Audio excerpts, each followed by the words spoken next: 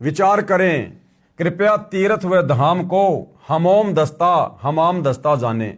हमाम दस्ता क्या होता है? एक लोहे का उखड़ होता है, एक छोटा सा लोहे का मुसल होता है और कोई भी चीज उसमें कूटी जाती है, उसको हमाम दस्ता कहते हैं। 1 फुट का लोहे का गोल पात्र लगभग 9 इंच परिधि का उखड़ जैसा होता है तथा 1.5 फुट लंबा तथा 2 इंच परिधि का गोल लोहे का डंडा सा मुसल जैसा होता है, जो सामग्री व दवाइयां आदि कूटने के काम आता है, उसको कहते हैं हमाम दस्ता। एक व्यक्ति अपने पड़ोसी का हमाम दस्ता मांग कर लाया। उसने हवन की सामग्री कूटी तथा मांज धोकर लौटा दिया। जिस कमरे में हमाम दस्ता रखा था उस कमरे में सुगंध आने लगी।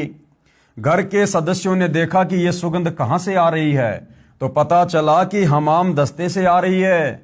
वे समझ गए कि पड़ोसी ले गया था, उसने कोई सुगंध युक्त वस्तु कूटी है। कुछ दिन बाद वह सुगंध भी आनी बंद हो गई। ठीक इसी प्रकार ये तीर्थ हैं भाइयों और बहनों। उस जगह पर जहां आज तीर्थ बने हुए हैं, किसी भगत ने, किसी साधक ने, किसी ऋषि ने, जैसा भी उसको ज्ञान प्राप्त था, उसने वो साधना की थी, वो भक्ति की थी, और जब उसका शरीर छूटा तो उसके बाद अपनी भक्ति कमाई को लेकर वो अपने इष्ट के धाम में चला गया जहां तक कि उसने साधना की थी। अब वो तो अपनी सारी भक्ति कमाई लेकर चला गया।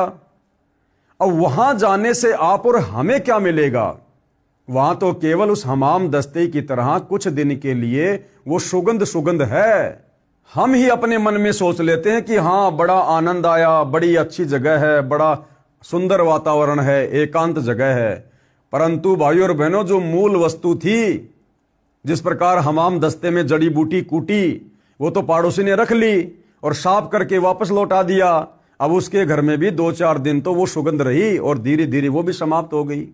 तो इन तीर्थों को बने हुए भाइयों और बहनों हजारों वर्ष हो चुके हैं, हजारों वर्ष, और अब तो उन तीर्थों पर वो गंध भी नहीं है, वो सुगंध भी नहीं है, वो भी समाप्त हो चुकी है।